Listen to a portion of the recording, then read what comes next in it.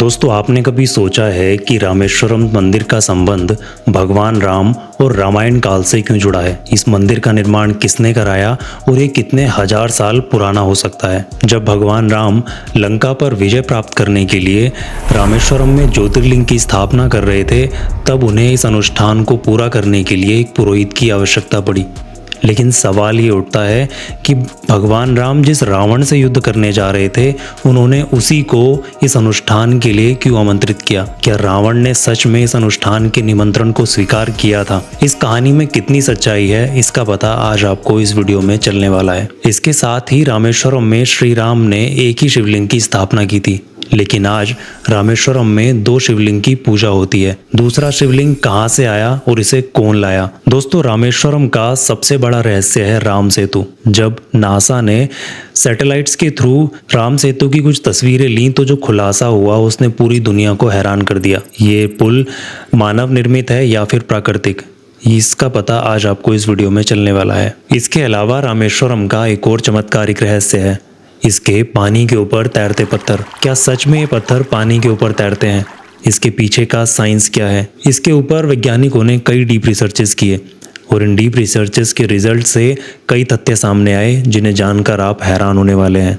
इन सभी रहस्यों का सच जानने के लिए हमें त्रेता युग से लेकर आधुनिक विज्ञान तक का सफर तय करना होगा। तो आइए इस वीडियो में इतिहास, भगवान राम और विज्ञान के अद्भुत संगम को जानने की कोशिश करते हैं। रामेश्वरम भारत के तमिलनाडु राज्य में स्थित हिंदू धर्म के सबसे पवित्र तीर्थ स्थलों में से एक माना जाता है। इसे चारों धामों में से एक माना जाता है और यह भगवान शिव के 12 ज्योतिर्लिंगों में से एक ज्योतिर्लिंग है। इसीलिए इसे दक्षिण भारत का काशी भी कहा जाता है। धार्मिक मान्यताओं के अनुसार रामेश्वरम का संबंध त्रेता युग से है। यह वही स्थान है जहां भगवान राम ने लंका पर विजय प्राप्त करने से पहले भगवान शिव की पूजा की थी। रामेश्वरम का इतिहास जानने के लिए हमें त्रेता युग में जाना होगा, जब भगवान राम को 14 वर्ष का वनवास हुआ। वनवास के दौरान भगवान राम, लक्ष्मण और माता सीता ने कई पवित्र तीर्थ स्थलों की यात्रा की थी। उनकी यह यात्रा अयोध्या से लेकर प्रयागराज, चित्रकूट, दंडकारण्य वन और पंचवटी तक पहुंची। उसके बाद भगवान राम दुर्ग और किष्किंधा होते हुए लेपाक्षी पहुंचे और उसके बाद रामेश्वरम पहुंचे। रामेश्वरम के समुद्र तट पर पहुंचने के बाद भगवान श्री राम ने लंका पर विजय प्राप्त करने के लिए अपने आराध्य भगवान शिव की पूजा करने का निर्णय लिया। सनातन धर्म के अनुसार किसी विशेष कार्य की शुरुआत एक विशेष पूजा से होती है। इसके लिए श्री राम ने हनुमान जी को तुरंत हिमालय की ओर भेजा, वहां से एक दिव्य शिवलिंग लाने के लिए। हनुमान जी तुरंत रवाना हो गए। इस अनुष्ठान को पूरा करने के लिए उन्हें एक पुरोहित की आवश्यकता पड़ी, जो सबसे बड़ा शिव भक्त हो और चारों वेदों का ज्ञाता हो। जब जामवंत ने बताया कि आसपास ऐसा कोई भी पुरोहित नहीं है, तब भगवान श्री राम ने एक अप्रत्याशित निर्णय लिया। उन्होंने लंकापति रावण को ही आमंत्रित करने का सुझाव दिया। रावण, जो शिव जी का परम भक्त था और चारों वेदों का ज्ञाता था, इस अनुष्ठान के लिए सबसे उपयुक्त था। जामवंत जी ने लंका जाकर इस अनुष्ठान की पूजा का निमंत्रण दिया। रावण ने पुरोहित होने के नाते श्री राम के निमंत्रण को स्वीकार किया और सहर्ष अनुष्ठान में चलने के लिए तैयार हो गया और माता सीता को लेकर रामेश्वरम पहुंचा। दोस्तों, पूजा प्रारंभ हुई। सर्वप्रथम गणेश पूजन, कलश पूजन और नवग्रह पूजन के बाद जब रावण ने पूछा कि शिवलिंग कहाँ है, इस पर श्री राम ने उत्तर दिया कि हनुमान जी शिवलिंग लाते ही होंगे, लेकिन मुहूर्त निकला जा रहा था। इस पर रावण ने कहा कि माता सीता को कहिए कि एक रेत का शिवलिंग बना लें। माता सीता ने समुद्र की रेत से एक शिवलिंग का निर्माण किया, जिसे रामलिंगम कहा गया, और रावण ने विधि पूर्वक पूजा संपन्न कराई।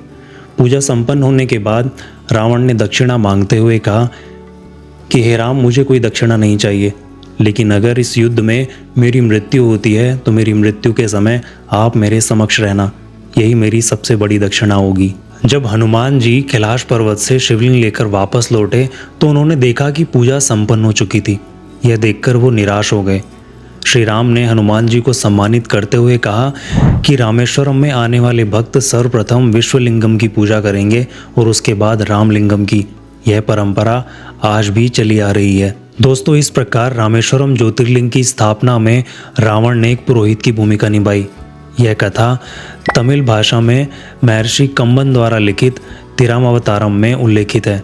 हालांकि यह वाल्मीकि रामायण और रामचरितमानस में उल्लेखित नहीं है। भगवान शिव की पूजा संपन्न होने के बाद भगवान राम को अब रावण के चंगुल से सीता माता को छुड़ाने के लिए लंका जाना था। लेकिन समस्या यह थी कि लंका तक पहुंचने के लिए विशाल समुद्र को पार करना था। श्री राम की सेना इतनी बड़ी थी कि उसे समुद्र को पार ले जाना असंभव लग रहा था। भगवान राम ने 3 दिनों तक समुद्र देव से प्रार्थना की कि वे मार्ग प्रदान करें, लेकिन समुद्र शांत नहीं हुआ। तब भगवान राम क्रोधित हो उठे। उन्होंने अपने धनुष पर अग्निबाण चढ़ा लिया और समुद्र को सुखाने का संकल्प ले लिया। समुद्र देवता भयभीत होकर प्रकट हुए और भगवान राम से क्षमा मांगते हुए बोले, हे प्रभु, मैं अमर और अटल हूँ, मुझे सुखाया नहीं जा सकता, लेकिन आपकी सेना के लिए मैं मार्ग अवश्य प्रदान करूँगा। आपके वानर पुल बनाकर मुझे पार कर सकते हैं। समुद्र देवता ने यह भी बताया कि राम की सेना में मौजूद नल और नील इस कार्य को करने में सक्षम है। नल और नील वानर सेना के अद्वितीय योद्धा थे, जिनके पिता देवताओं के दिव्य शिल्पकार विश्वकर्मा थे।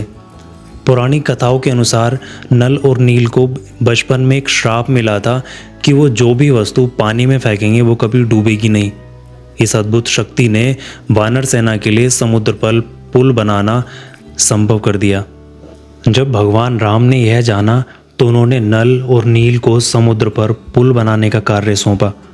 वानरों की अथक मेहनत और नल नील की कुशलता से यह अद्भुत पुल मात्र 5 दिनों में बनकर तैयार हो गया। यह पुल रामेश्वरम से लंका तक 48 किलोमीटर लंबा था।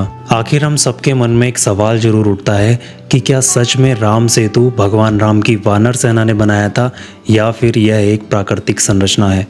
आज हम विज्ञान, इतिहासकारों और वैश्विक संस्थानों द्वारा किए गए शोध पर नजर डालेंगे, जिन्होंने इस रहस्य को सुलझाने की कोशिश की।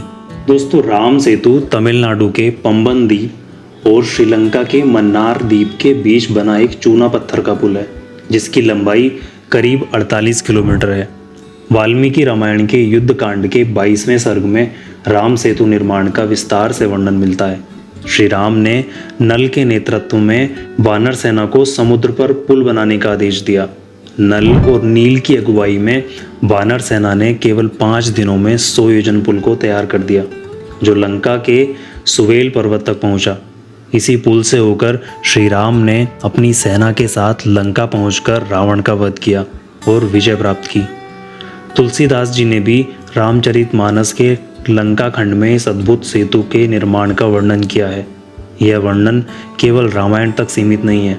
यह स्कंद पुराण, विष्णु पुराण, अग्नि पुराण, ब्रह्म पुराण, कालिदास की रघुवंश, इन सभी ग्रंथों में राम सेतु या नल सेतु का उल्लेख मिलता है। 2002 में नासा ने सैटेलाइट से ली गई कुछ तस्वीरें जारी की, जिनमें राम सेतु की आकृति स्पष्ट रूप से दिखाई दी। इन तस्वीरों ने पूरी दुनिया में तहलका मचा दिया। भारत में इन्हें रामायण में वर्णित राम सेतु के प्रमाण के रूप में देखा गया। 15वीं शताब्दी तक राम सेतु समुद्र तल से ऊपर था और लोग इसे पैदल पार कर सकते थे। लेकिन 1480 में आए एक भयंकर चक्रवात ने इसे पूरी तरह से क्षतिग्रस्त कर दिया और यह समुद्र में डूब गया।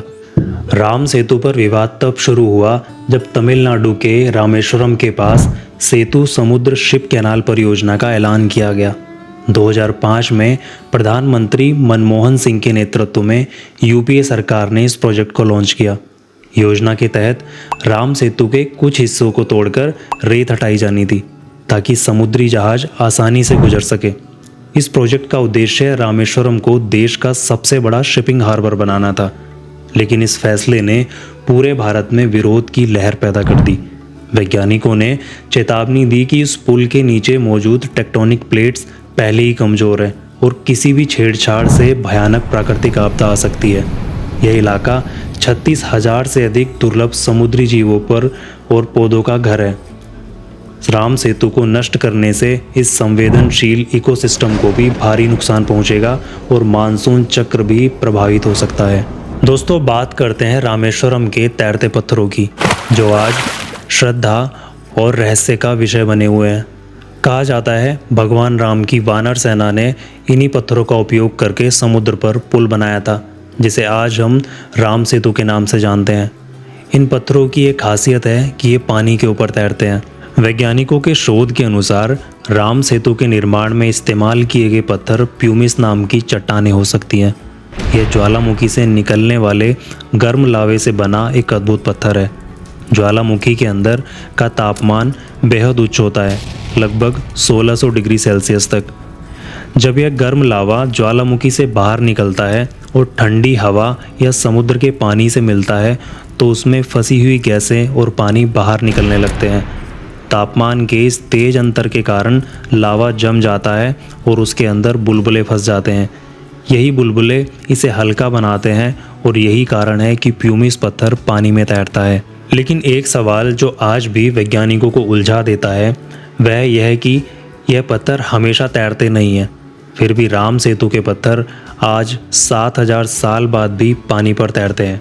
इसके अलावा रामेश्वरम के आसपास आज किसी ज्वालामुखी का भी कोई अस्तित्व नहीं है। ऐसे में सवाल यह उठता है कि भगवान राम की वानर सेना ने इतने पत्थर कहाँ से जुटाए। आपका राम सेतु के तैरते पत्थरों के बारे में क्या विचार है, अपनी राय कमेंट करके ज़रूर बताइए। तो दोस्तों, ये थी रामेश्वरम राम सेतु और उसके तैरते पत्थरों के इतिहास और रहस्यों पर आधारित हमारी खास वीडियो। अगर ये वीडियो आपको पसंद आई है तो कमेंट सेक्शन में ज़रूर बताइएगा कि इस वीडियो का कौन सा पार्ट आपको सबसे अच्छा लगा। चैनल को सब्सक्राइब करें और बेल आइकन को दबा लें ताकि अगली आने वाली हर एक वीडियो की नोटिफिकेशन सबसे पहले आप तक पहुँचती रहे।